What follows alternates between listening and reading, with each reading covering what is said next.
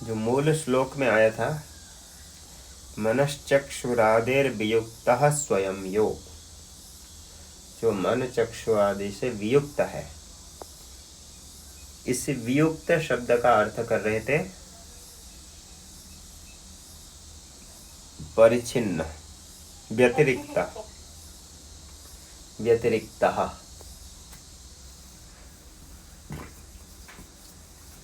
वियुक्त का अर्थ हुआ था व्यतिरिक्तः, अतिरिक्त है, यानी परिच्छिन्न, अलग है इनसे। वस्तुकृत परिच्छिन्न हुआ, मन बुद्धि आदि से वियुक्त है यानी व्यतिरिक्त है, अलग है, ऐसे कहा गया। इस प्रकार कथन होने पर पूर्व पक्षी आके फिर संशय करेगा। वेदांत सिद्धांत में तो एक अद्वितीय परमात्मा है, सच्चिदानंद स्वरूप है, देश काल वस्तु किसी से द्वारा भिन्न नहीं है, वो परिच्छेद नहीं होता है, परिच्छिन्न नहीं है। तो सिद्धांति के ऊपर अभी यही शंका होगी कि आप मन चक्षु आदि से वियुक्त कहेंगे, व्यतिरिक्त कहेंगे तो वस्तु परिचिन्न हो गया। एक तो मन बुद्धि आदि वस्तु सिद्ध हुए, दूसरे आत्मा, और जो परिचिन्न होता है वो अनित्य हो जाएगा, जैसे घट आदि अनुमान आदि प्रमाण से सिद्ध हो जाएगा। और इसमें अनुमान प्रमाण भी दिए थे। आत्मा परिचिन्न, ये अनुमान वाक्य है। आत्मा परिचिन्न, हेतु क्या दिए थे? चक्षुरादि व्यतिरिक्तत्वात्, चक्षु आदि से व्यतिरिक्त होने से। चक्षुरादि जितने भी कर्ण समुदाय है उन सभी से व्यतिरिक्त है, व्यतिरिक्त होने से आत्मा परिचिन्नत्व सिद्धि होगी। आत्मा परिचिन्न चक्षुरादि व्यतिरिक्तत्वात्, उसने उदाहरण दिया किसको? घट को, घट, घटादिवत, जिससे घट है घटवत। घटपट आदि व्यतिरिक्त है, चक्षुरादि से व्यतिरिक्त है। घटपट चक्षु है? नहीं है, चक्षु नहीं है तो चक्षु से व्यतिरिक्त है, तो घटपट आदि में व्यतिरिक्तत्व रहा। और घटपट आदि परिचिन्न है कि नहीं? परिचिन्न है, तो उसमें परिचिन्नत्व रहेगा। तो घट में दोनों रह गया, हेतु भी रहा और साध्य भी रहा, परिचिन्नत्व भी रहा। पहले हेतु रहेगा चक्षुरादि व्यतिरिक्तत्वम, और परिचिन्नत्व रहा, जैसे घट उदाहरण में, दृष्टांत में। उसी प्रकार आत्मा भी परिचिन्न हो जाएगी, आत्मा में भी रहेगा चक्षुरादि व्यतिरिक्तत्वम। आत्मा क्या है? चक्षु है क्या? नहीं है, चक्षु से व्यतिरिक्त है, अलग है, आँख आदि इंद्रियों से अलग है, तो उसमें व्यतिरिक्तत्व भी रहा, तो उसमें साध्य भी रहेगा। साध्य कौन है? परिचिन्नत्व, परिचिन्नत्व साध्य है, तो आत्मा में परिचिन्नत्व भी रह जाएगा। जिसमें परिचिन्नत्व रहता है वो परिचिन्न हो जाएगा, वो तो परिचिन्न हो गया, तो जो भी परिचिन्न होगा वो अनित्य हो जाएगा। इसी प्रकार पूर्व पक्षी कहने पर आगे सिद्धांत दिख रही थी, न च वाच्यम, ऐसा नहीं कह सकते। आकाशादौ हेतुः साध्य व्यभिचार, जो आकाश है, आकाश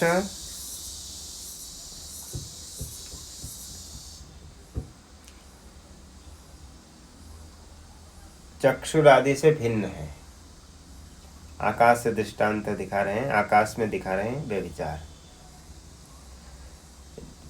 आकाश चक्षुरादि से भिन्न है कि नहीं? जी भिन्न है। भिन्न है।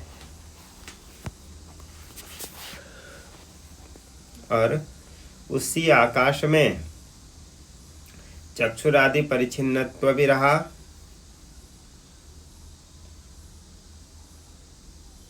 चक्षुरादि व्यतिरिक्तत्व भी रहा, परंतु उसमें परिच्छिन्नत्व नहीं रहेगा। ये पूर्व पक्षी के ऊपर सिद्धांती कहेगा न्याय मत को लेकर के। न्याय वाले आकाश को क्या मानते हैं? परिच्छिन्न नहीं मानते, व्यापक मानते हैं, नित्य मानते, व्यापक मानते हैं। तो उन्हीं को बुद्धि में रखते हुए सिद्धांति कह रहे हैं आकाशादव हेतु हो साध्य व्यभिचार।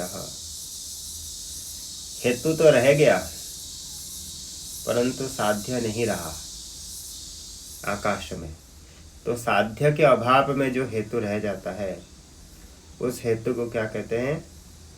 व्यभिचार दोष लगता है। उसमें व्यभिचार दोष आता है। तो हेतु में व्यभिचार दोष आ गया। नित्य तस्य आकाशस्य नित्य व्यापकत्वेन तद अतिरिक्तत्व उपदेश काल वस्तु परिच्छेद अभावात्। जो आकाश है वो नित्य है और व्यापक होने से तद अव्यतिरिक्तत्वे अपि त्वेन तद अव्यतिरिक्तत्वे अपि देश काल वस्तु परिच्छेद अभावात्। जो आकाश है, आकाश में देश काल परिच्छेद नहीं मानते। जो तर्क न्याय वाले हैं उसमें कालकृत परिच्छेद परिच्छिन्न नहीं है आकाश, क्योंकि नित्य रहता है, सदा रहता है आकाश। और आकाश कहाँ पर है? सर्वत्र है। सर्वत्र होने से उसमें वो वस्तु परिच्छिन्न नहीं है कि काल परिच्छिन्न नहीं है।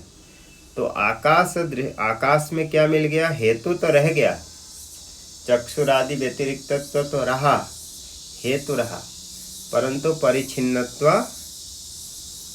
नहीं रहा। तो साध्य नहीं रहने से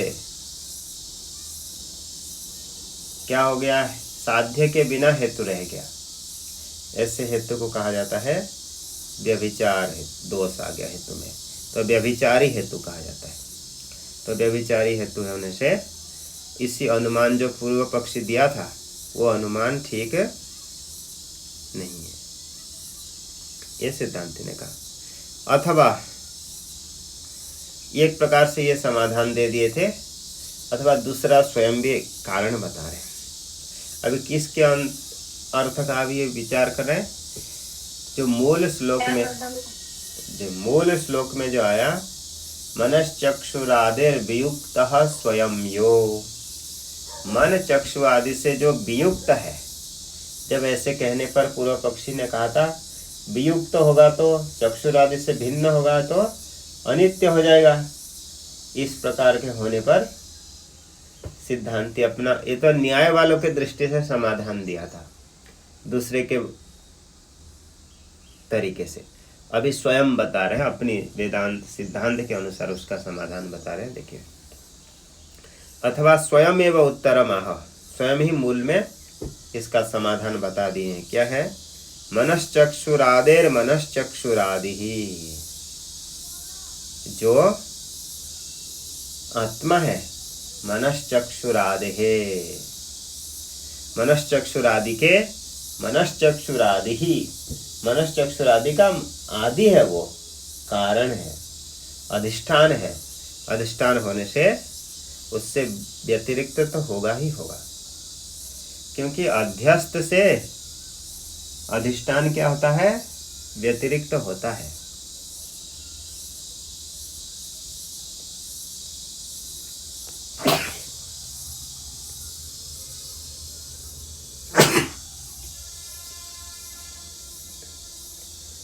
जो अधिष्ठान होता है वह अध्यस्त से व्यतिरिक्त होता है।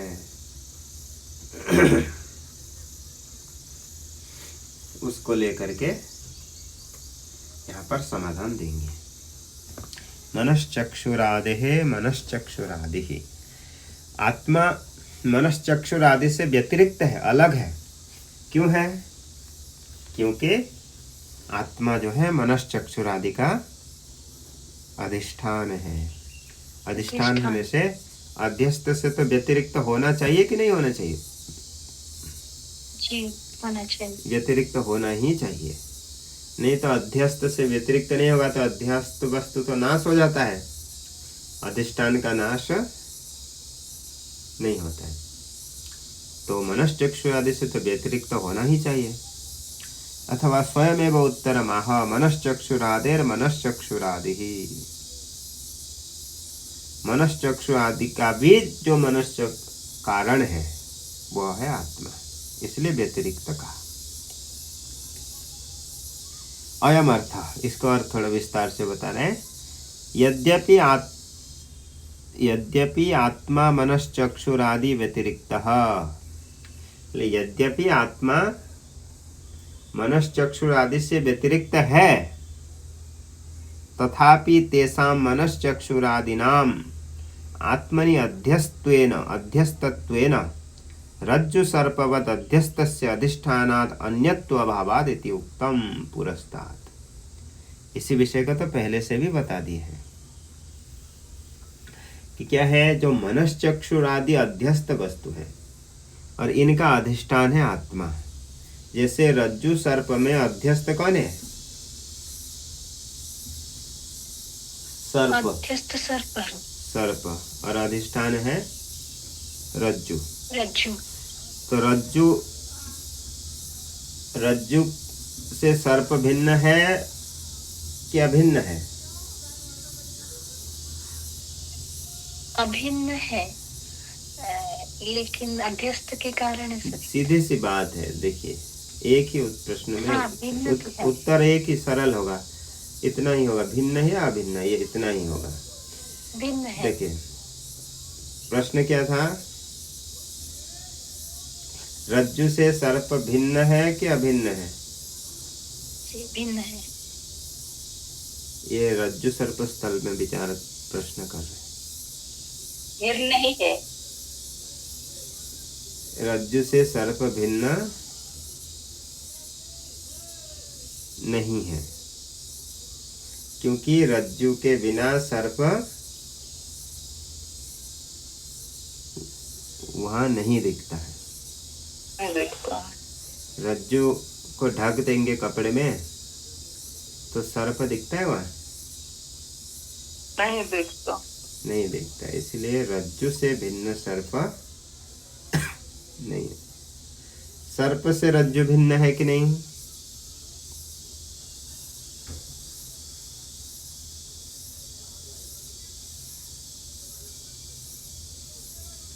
सर्प से रज्जु नहीं है, भिन्न है। भिन्न है, कैसे?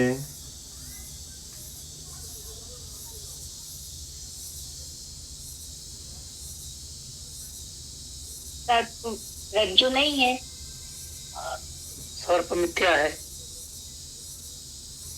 सर्प के नहीं होने पर सर्प का ज्ञान है, नहीं। देखो, अभ्यास के कारण। सर्प नहीं रहने पर भी वहां पर रज्जु वहां पर रहता है। रज्जु रहेगा, रहेगा। रज्जु का ज्ञान वहां था, रज्जु विद्यमान है, इसलिए सर्प से भिन्न है रज्जु। तो अधिष्ठान से अध्यस्त भिन्न हुआ कि अध्यस्त से अधिष्ठान भिन्न हुआ?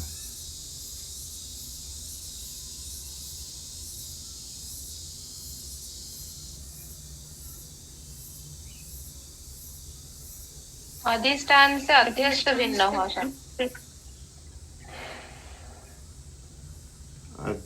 अध्यस्त से अधिष्ठान भिन्न हुआ। तो देखो, सर्प से रज्जु भिन्न हुआ, तो अध्यस्त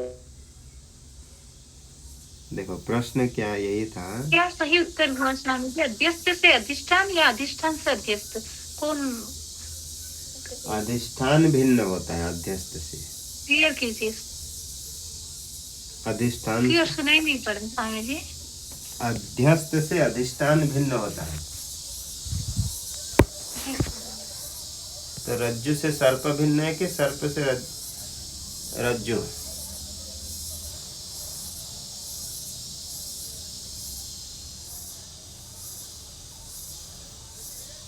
रज्जु से सर्प भिन्न है कि सर्प से रज्जु भिन्न है?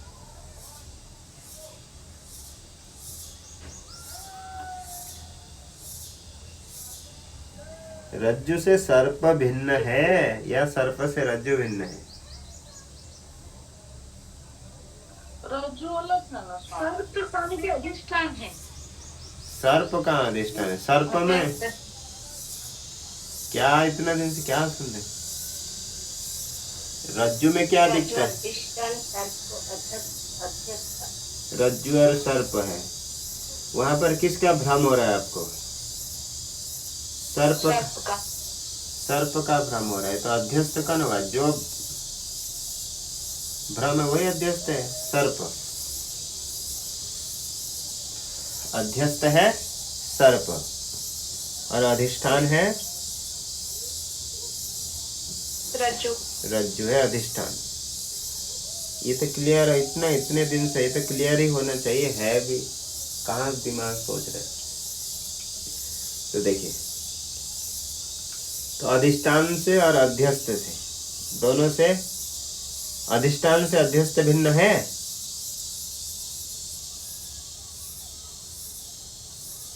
नहीं है। प्रश्न क्या था? अधिष्ठान से अध्यस्त, अधिष्ठान से अध्यस्त भिन्न है? जल्दी बोलो। नहीं स्वामी जी, भिन्न नहीं है। अधिष्ठान से अध्यस्त भिन्न है। देखो फिर बदल गया।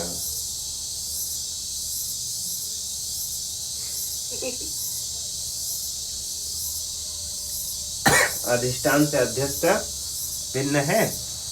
भिन्न नहीं है। अधिष्ठान से अध्यस्त अभिन्न है?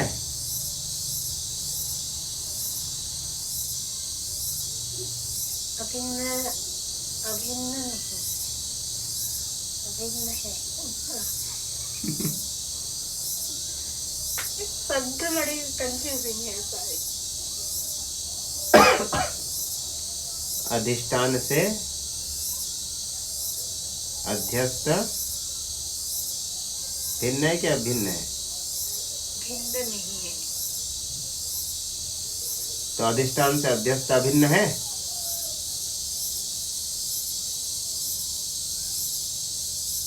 अभिन्न है।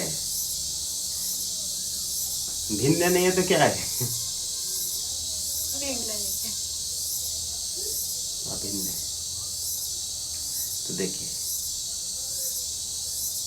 तेषां मनश्चक्षुरादीनां आत्मनि अध्यस्तत्वेन, आत्मा में अध्यस्त होने से, रज्जु सर्पवद अध्यस्तस्य अधिष्ठानात् अन्यत्व भावात्, जो अध्यस्त होता है वह अधिष्ठान से अन्य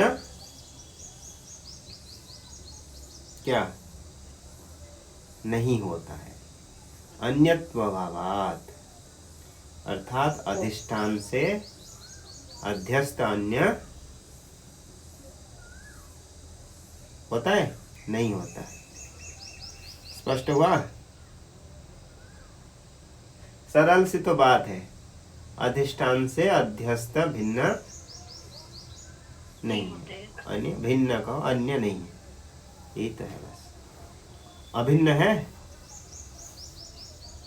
जी। अभिन्न है। तो देखो, अभावात अधिष्ठानात् अन्यत्व अभावात्। तो संशय क्या था? यदि मन चक्षु आदि से व्यतिरिक्त मान लेंगे आत्मा को, तो क्या दोष दिया था पूर्व पक्षी ने? व्यभिचार दोष।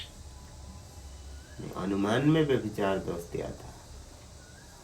दूसरा क्या दोष? यदि मन चक्षु आदि से आत्मा को अन्य मान लेंगे तो पूर्व पक्षी ने क्या कहा था?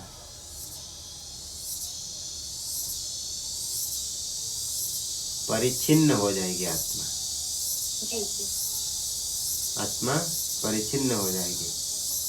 तो उसके ऊपर सिद्धांति ने क्या समाधान दिया?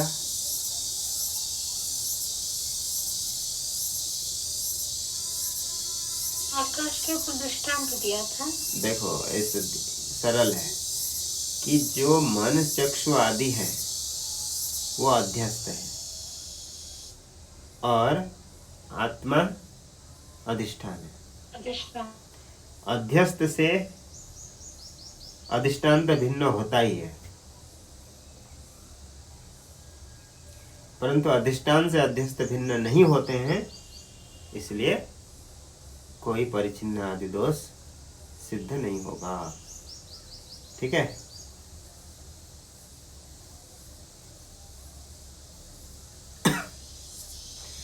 देखो आगे बढ़ते हैं। क्योंकि अधिष्ठान तो अध्यस्त से भिन्न हो कोई आपत्ति नहीं, होता ही है। इससे कहीं तो जोड़ दे जी।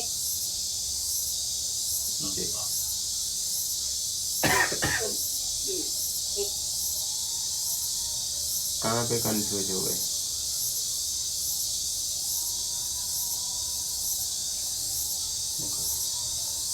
जो मूल श्लोक में आया है मनश्चक्षुरादेर वियुक्तः,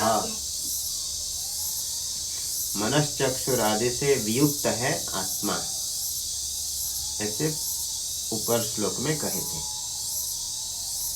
तो वियुक्त का अर्थ होता है अलग होना, भिन्न होना। अपरिच्छिन्न कैसे होगा? अपरिच्छिन्न कैसे होगा ये कंफ्यूजन है।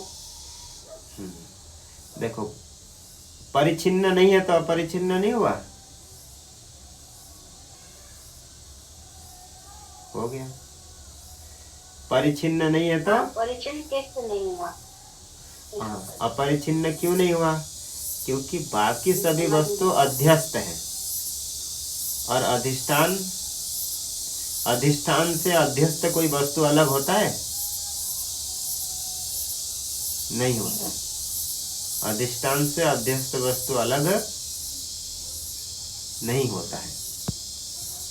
जब अधिष्ठान से अन्य कोई वस्तु मिला ही नहीं तो उसी अध्यस्त वस्तु से थोड़ी ना परिचिन्न हो जाएगी आत्मा, इसलिए वो परिचिन्न नहीं है। कोई सत्य वस्तु होता तो उससे परिचिन्न होती आत्मा। बाकी जितने भी मन चक्षु आदि हैं वो सभी क्या है? अध्यस्त है। अध्यस्त होने से वो वास्तव में सत्य है नहीं। कोई सत्य वस्तु नहीं होने से आत्मा परिचिन्न नहीं है, क्योंकि वो जितने भी संसार के वस्तु दिख रहे हैं सब कुछ वस्तु अध्यस्त है। अध्यस्त होने से आत्मा से वो अलग है ही नहीं। आत्मा से अलग होते तो आत्मा परिचिन्न होती। तो आत्मा परिचिन्न हुआ नहीं हुआ। परिचिन्न नहीं है तो क्या है? अपरिचिन्न है। देखिए हो गया। आगे पुरस्तात्, ये पहले पूर्व में भी कहे, इसी विषय को अन्यत्र भी आया है कहीं। पराशर जी कहे हैं उक्तम ब्रह्मविद पूज्य चरणेन पराशरेण। ब्रह्मविद पूज्य ज्ञानियों के द्वारा भी जो परम पूज्य हैं, पराशर जी भी कहे हैं व्यतिरिक्तम नयस्यास्ति व्यतिरिक्तोखिल व्ययः इति। जो परमात्मा है व्यतिरिक्तम न यस्यास्ति, जिस आत्मा से कोई अन्य पदार्थ व्यतिरिक्त है ही नहीं। पराशर जी भी कहते हैं कि आत्मा से व्यतिरिक्त कुछ पदार्थ है ही नहीं। व्यतिरिक्तम न यस्यास्ति, अर्थात उस आत्मा से कोई व्यतिरिक्त अन्य कोई पदार्थ जिसका है ही नहीं। परंतु आत्मा व्यतिरिक्तोऽखिलोऽव्ययः, इन सब से व्यतिरिक्त है, भिन्न है, अखिल है, अविनाशी है, अव्यय है इति अर्थः। ये पंक्ति समझ में आया व्यास पराशर जी का? पराशर जी ने कहा कि एक ही आत्मा है, उससे व्यतिरिक्त कुछ है ही नहीं, परंतु वह सबसे व्यतिरिक्त है।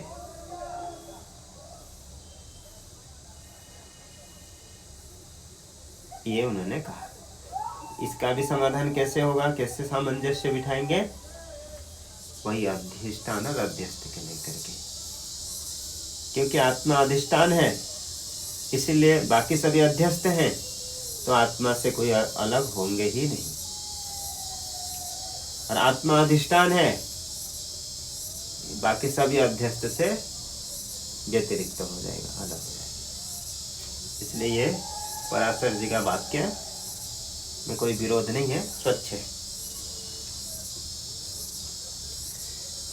आगे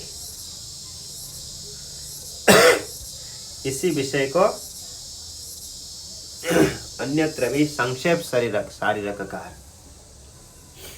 सर्वज्ञात्म मुनि, भगवान भाष्यकार जी के शिष्य थे सुरेश्वराचार्य। 4 शिष्य थे, सुरेश्वराचार्य, हस्तामलकाचार्य जो अभी पढ़ रहे हैं हम स्तोत्र, तोटकाचार्य और पद्मपादाचार्य जो विवरण प्रमेय संग्रह सुन रहे हैं उसके ऊपर जो लिखा गया है।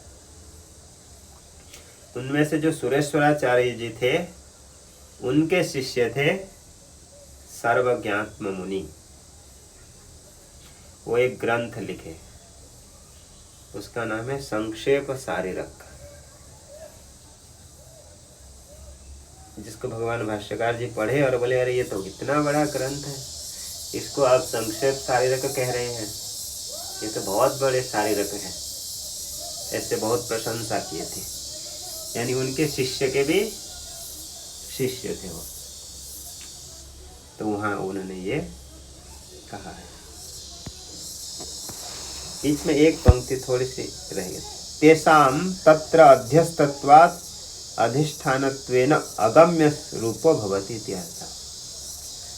तेषां अध्यस्तत्वात्, मन बुद्धि आदि सभी अध्यस्त होने से, और आत्मा अधिष्ठान है तो अधिष्ठान अगम्य होगा। तद अगम्य स्वरूपो भवति, मन चक्षु आदि के द्वारा अगम्य रहता ही है।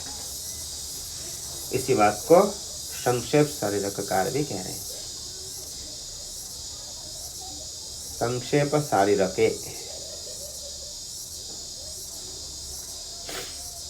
नहि भूमिरुषरवती मृगतृष्ण जलवाहनी इरसंवहति मृगबारी पूर परिवारवती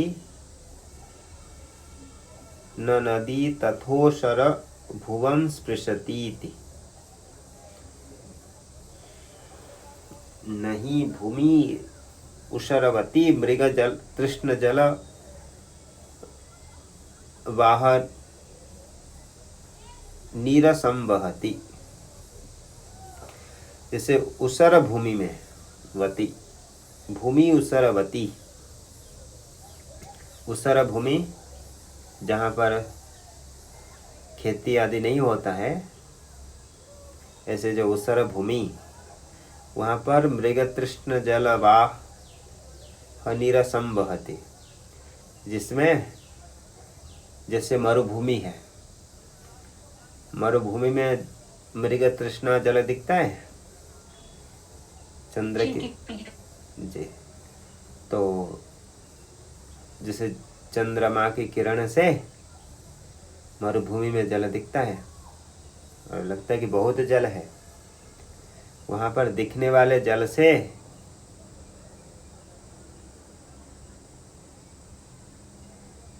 उसमें मृगवारी पूरा, उस मृग तृष्णा के जल से न नदी तथा उसर भुवन स्पृशती थी। वहाँ कितने भी जल दिख जाए, वह जल से उस उषर भूमि की मिट्टी में गीली होती है, स्पर्श होता है? नहीं होता है। चाहे कितने भी जल दिखे, उसी जल के द्वारा उस भूमि में थोड़ी सी भी गीला नहीं होती। इसी प्रकार ये मनश्चक्षुर आदि अगम्य, मनश्चक्षु आदि भले आत्मा में दिखते हैं, परंतु मनश्चक्षु आदि उस तत्व को गम्य विषय नहीं कर पाते। जैसे जल भूमि में दिखने वाले, मरुभूमि में दिखने वाले जल से वहाँ के मिट्टी में जो गीलापन नहीं आ जाता है, इसी प्रकार मन बुद्धि आदि सभी वहाँ अध्यस्त होने पर भी, दिखने पर भी उसको विषय नहीं कर पाते।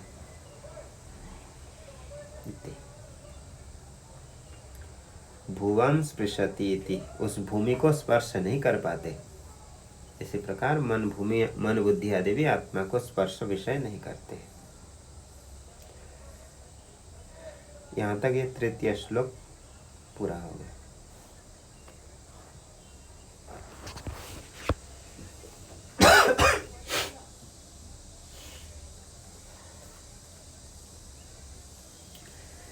आगे इस जो चतुर्थ श्लोक है, थोड़े से क्रम अलग अलग लग रहा है, परंतु ननु नित्यबोध स्वरूपम स्वरूप परमात्मा स्वरूपता एवं त्वम पदार्थस्य उक्ता। इस प्रकार आपने विचार करके क्या बताया? नित्यबोध रूप, हस्तामलकाचार्य जी कह रहे हैं, जो योगी रूप में बालक होकर के अभी है, पूर्व जन्म के योगी जो बालक रूप से भगवान भाष्यकार जी को कह रहे हैं, नित्य स्वरूपो हम आत्मा, नित्य बोध स्वरूप, नित्योपलब्धि स्वरूपो हम आत्मा, उपलब्धि बोध स्वरूप आत्मा हूँ, ऐसा कथन करके त्वम पदार्थ यानी जो जीव है, बालक अपने आप को कौन सा स्वरूप बता रहे हैं? आत्म स्वरूप बता रहे हैं। ननु नित्य बोध स्वरूप रूप परमात्मा स्वरूपता है। अपने वास्तविक स्वरूपता क्या है?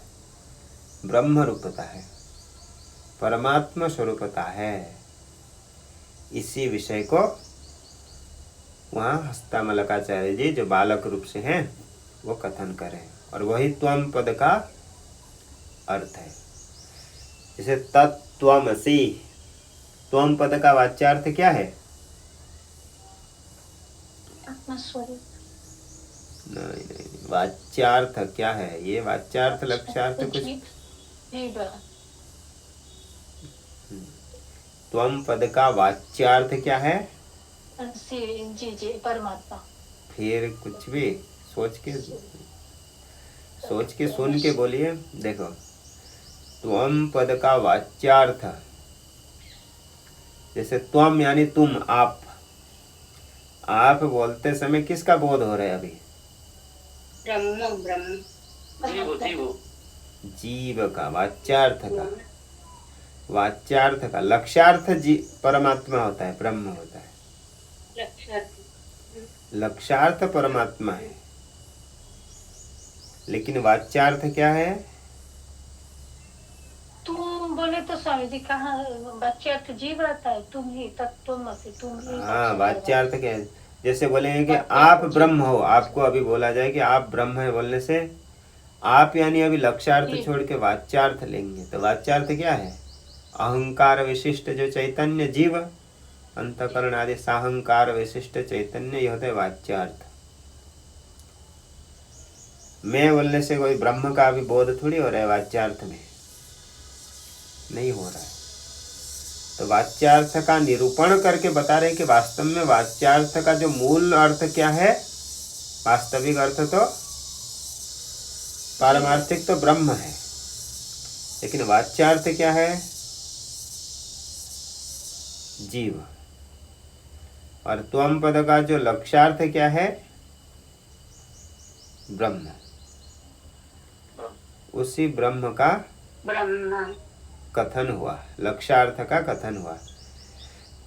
जो हस्तामलकाचार्य जी हैं, उन्होंने अपने आप को किस रूप से कहा, अपने आप को जीव रूप से कथन किया कि ब्रह्म रूप से? ब्रह्म रूप से कथन किया अपने आप को। उन्होंने कहा स्वरूपोहम आत्मा, अपने आप को अहंकार, अंतकरण आदि विशिष्ट स्वरूप समझ करके ऐसे कहे नहीं, अपने आप को किस रूप से प्रतिपादन किए, सनित्योपलब्धि स्वरूपोहम आत्मा, मैं नित्य उपलब्धि आत्म स्वरूप हूँ, इसी प्रकार से उन्होंने उपदेश किया। इतने उपदेश किया गुरु जी को, उन्होंने ऐसे बताया। तो इसी प्रकार ननु नित्य बोध स्वरूपम आत्मस्वरूपता एवं, त्वम पद का भले वाच्यार्थ जीव है, लेकिन उन्होंने जो संवाद हुआ उसमें त्वम पद के आत्मस्वरूपता का कथन किया। तो वास्तव में यदि वह त्वम पदार्थ परमात्मा स्वरूप यदि होगा तो फिर बंध मोक्ष व्यवस्था ये बनेगी कैसे? सब ज्ञानी हो जाएंगे तो एक कण जन्म मरण होगा। अर्थात ये कह रहे हैं सभी व्यक्ति यदि आत्म रूप ही है तो आत्मा तो सदा नित्य है, मुक्त है, तो बंधन में कौन आएगा? बंधन में कौन है? फिर बंधन नहीं, बंधन है तो फिर मुक्ति होगी, बंधन नहीं है तो मुक्ति भी नहीं होगी। तो ये बंध मोक्ष सुख दुख आदि व्यवस्था कैसे होगी? यदि आत्मरूपता का अनुभव हो रहा है, यदि वास्तव में जीव की आत्मरूपता है, तो ये सारा संसार में सुखी दुखी क्यों हो रहे हैं? ये व्यवस्था कैसे बनेगी कि आप कहते हैं कि मैं बहुत दुखी हूँ, उदास हूँ, ऐसे कह रहे हैं? ये व्यवहार कैसे करेंगे यदि आप आत्मरूप हैं? तो उसको लेकर के बताएं। तो और किसी की ये व्यवहार हो सकता है? शुद्ध आत्मा में तो ये व्यवहार होता है नहीं, इसीलिए कह रहे हैं तथा च बंध मोक्ष सुखादि व्यवस्था अन्यस्यैव भविष्यति न तो आत्मनः। यदि अपने आप को अब आत्मस्वरूप प्रतिपादन करोगे तो आप में तो ये सारी कोई व्यवस्था रहेगी ही नहीं, सुख दुख आदि बंध मोक्ष आदि व्यवस्था। जो ज्ञानी है वो तो कहेगा ये, बोला सही बात है, ना हो हमें क्या आपत्ति है। जो साक्षात्कार किए हैं वो थोड़े कहेंगे संसार में जन्म मरण आदि व्यवस्था कैसे होगी, तो है ही नहीं। तो चलो ज्ञानी में नहीं हो रहा है तो अन्य कहीं तो ये व्यवस्था बनाना पड़ेगा। जो दिख रहा है संसार में, जो चल रहा है, ये व्यवस्थाएं अन्यस्यैव भविष्यति न तो आत्मनः, आत्मा की ये व्यवस्था नहीं बनेगी। तस्य सकल धर्मातीत ब्रह्म स्वरूपत्वात्, तस्य आत्मनः सकल धर्मातीत, सकल धर्म से सुख दुख आदि बंध मोक्ष व्यवस्था अंतकरण इंद्रिय आदि सभी धर्म से अतीत है, परे है। तो ब्रह्म स्वरूपत्वात्, वो ब्रह्म स्वरूप हो जाएगा तो ये सारी व्यवस्था उसमें नहीं होगी। तो उसके लिए कह रहे हैं कि अगले श्लोक के द्वारा बोल रहे हैं कि अंतकरण आदि उपाधि जैसे प्रतिबिंब आदि भाव को लेकर के मुख आदि जैसे दिखता है, इसी प्रकार जीव भी प्रतीति होती है। इसको विचार करेंगे अगले श्लोक के द्वारा। इसको उच्चारण करना है तो कर सकते हैं।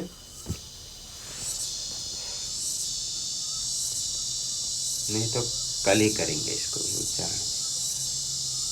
ओम पूर्णमदः पूर्णमिदं पूर्णात् पूर्णमुदच्यते पूर्णस्य पूर्णमादाय